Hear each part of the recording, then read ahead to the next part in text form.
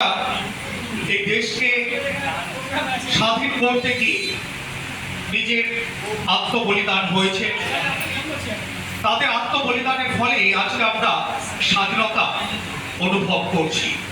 সেই সমস্ত শহীদদের প্রতি আমার লাখো লাখো শ্রদ্ধা, সম্মান ও ভালোবাসা।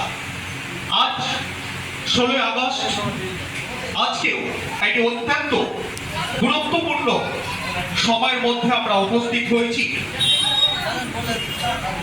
সেই জায়গায় দাঁড়িয়ে বলতেই হয়, আমার প্রিয় দাদা রাজু ভাই, যখন আমি 2021 সালে প্রথম সাংবাদিকতায় প্রবেশ করি, সেই সময় মূলত এটি ছিল আমার একটি পেশা। এটি আমার প্রফেশনাল বা আমার পেশা ছিল না। আমি পেশায় একজন হোমিওপ্যাথি ডাক্তার। রাজ্য সরকারের নিয়োগ না থাকার কারণে এখনো পর্যন্ত আমি সেই জায়গায় যেতে পারিনি।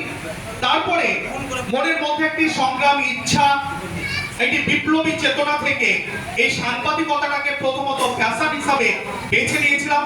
আর যে সময় প্যাশন হিসাবে আমি বেছে নিয়েছিলাম, সেই সময় সাক্ষাৎ হয়েছিল রাজু ভাইয়ের সাথে। তখন চলছিল এনআরসির মুভমেন্ট, বিশাল আন্দোলন। জঙ্গিপুর ব্রিজের মুখে প্রথম আমাকে বোম ধরতে শিখিয়েছিল রাজু ভাই। তারপরেও পথে চলতে গিয়ে নানা ধরনের বাধা, বিপত্তি, প্রতিকূলতা অনেক কিছু ঘটে যায়। তারপরেও কিন্তু আমরা আলাদা হয়ে যাইনি। আমরা একই প্ল্যাটফর্মের মধ্যে আজও রয়েছি, আগামী দিনেও থাকবো ইনশাআল্লাহ। তাই এই যে মহৎ উদ্যোগ ওম টিভি লাইভের আজকে যে পথ চলা শুরু, এই মহৎ উদ্যোগ থেকে প্রমাণ করে যে মুর্শিদাবাদের মাটি কখনো পিছিয়ে নয়। মুর্শিদাবাদের মাটি থেকে আমরা প্রমাণ করতে পারছি। একটা সময় দেখেছি যারা মিনিস্ট্রি মিডিয়ায় কাজ করত, এখন আমরা দেখছি পত্র পত্রিকায় যারা কাজ করছে, তারা আমাদেরকে হেয় প্রতিপন্ন করে বিভিন্ন সময়।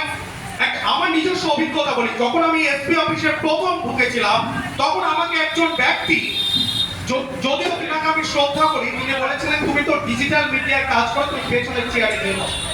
আমি যথারীতি তিনার চোখে চোখ রেখে বলেছিলাম, আপনার যে সম্মান আমারও সেই সম্মান, আমাদের সহযোগিতাতে আপনাকে চলতে হতে পারে, আপনার সহযোগিতা আমাদের কোনো প্রয়োজন নেই। সেই জায়গায় দাঁড়িয়ে আজকে 4 বছরে পদার্পণ করেছি। আলহামদুলিল্লাহ, মানুষের ভালোবাসা, আন্তরিকতা, সহযোগিতা সবকিছু আমরা পেয়েছি এই সোশ্যাল মিডিয়া। একদিন ভারতবর্ষের মাটিতে, ভারতবর্ষের যে সাম্প্রদায়িকতা, বিস্বাস্য ছড়িয়ে যাচ্ছে, হিন্দু মুসলিমের বিভাজন তৈরি হচ্ছে, আজকে আমরা চ্যালেঞ্জ করেছি, আমরা চ্যালেঞ্জ করতে পারি যে এই ছোট ছোট মিডিয়া, এই ডিজিটাল মিডিয়াগুলোর ন্যারেটিভ তৈরি করতে পারে। আমরা সেই ন্যারেটিভ দেখিয়েছি। আমরা শামশেরগঞ্জের মাটি থেকে শুরু করে দুর্গাপুরের মাটি, কালীগঞ্জের ঘটনা, যেখানে যখনই যেমনই পরিস্থিতি হোক না কেন, সেখানে দেরিতে হলেও সত্যটাকে আমরা উদ্ঘাটন করার চেষ্টা করছি। তাই একটি পরিশেষে বিষয় বলবো আপনাদের সম্মুখে, আমরা একটি প্ল্যাটফর্ম, আমরা একটি পরিবার। এই সমস্ত সাংবাদিক বন্ধুদের মধ্যে যে গসিপ করা, পরনিন্দা, পরচর্চা করা, এই জিনিসটি আমাদেরকে ভুলতে হবে। আমরা যথারীতি মানুষের মুখ থেকে, কোন রাজনৈতিক কর্মীর কাছ থেকে কেন আমাকে শুনতে হবে যে তোমার বিরুদ্ধে এই কথা বলছে তোমার কোন সাংবাদিক ভাই, কেন এটা আমাকে জানতে হবে, শুনতে হবে? আমি বা কেন সেই সাংবাদিক বন্ধুর বিষয়ে গসিপ করবো, পরনিন্দা, পরচর্চা করবো, যেখান থেকে আমাদেরকে সব থেকে বেশি পিছিয়ে দিচ্ছে। আজকে বলতে বাধ্য হচ্ছে আমি, আমার বিরুদ্ধে বিভিন্ন জায়গায় আলোচনা হচ্ছে, কিন্তু তাদের কথা যথারীতি আমার কাছে আসে, তারপরেও আমি কোনো কর্ণপাত করি না। এই কারণে যে আমরা একই প্ল্যাটফর্মে রয়েছি।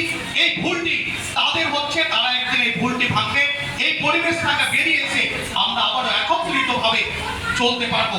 আজকের এই প্ল্যাটফর্ম ওম টিভি লাইভ যে পরিবেশ তৈরি করেছে, একটি সুন্দর মহৎ পরিবেশ, যেখানে আমরা প্রত্যেকে উপস্থিত হতে পেরেছি, একে অপরের আলিঙ্গন করতে পেরেছি, মোলাকাত করতে পেরেছি। আজকে থেকে আমরা প্রতিজ্ঞাবদ্ধ হব, কোন সাংবাদিকের বিরুদ্ধে তার যদি ভুল হয়, সে ভুলটি আপোষে সাংবাদিক মহলে বসে সেটি আলোচনা করবেন।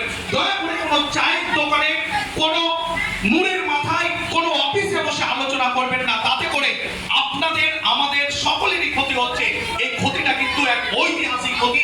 এই ক্ষতিটা কিন্তু এক ঐতিহাসিক, যা আপনি কল্পনা করতে পারবেন না। তাই আসুন আমরা কাঁধে কাঁধ মিলিয়ে, পায়ে পা মিলিয়ে আমরা একত্রিত ভাবে চলাফেরা করব। আমরা কাউকে পরোয়া করি না। আমরা অন্যায়ের বিরুদ্ধে শুধু নিরপেক্ষ নয়, সত্য খবর উদ্ঘাটন করার জন্য আমাদের ডিজিটাল প্ল্যাটফর্মের এই আবির্ভাব। এই ডিজিটাল প্ল্যাটফর্মকে আমরা সামনের দিকে এগিয়ে যাব। শত বাধা, শত বিপত্তি যতই চাপ না কেন, তাই আমরা ডিজিটাল প্ল্যাটফর্মের পক্ষ থেকে, ডিজিটাল জিন্দাবাদ। হোম টিভি লাইভ সামনের দিকে আরো এগিয়ে যান, তার জন্য যত রকমের সহযোগিতা আমার পক্ষ থেকে প্রয়োজন আমি সদা সর্বদা করছি। আমাদের অ্যাডভান্স নিউজ বাংলা আমরা যথারীতি নভেম্বর মাসের মধ্যে রাজ্যে প্রায় 25টি সাংবাদিক নিয়োজিত করতে চলেছি। 25টি সাংবাদিক নিয়োজিত করে বাংলার প্রান্তে ঘটে যাওয়া মানুষের, যারা সমাজের উপেক্ষিত মানুষ রয়েছে, দরিদ্র, অসহায়, নিপীড়িত, বঞ্চিত মানুষ রয়েছে, তাদের হয়ে আমরা আওয়াজ তুলব। সকলে ভালো থাকবেন, সুস্থ থাকবেন। Home time live, home TV.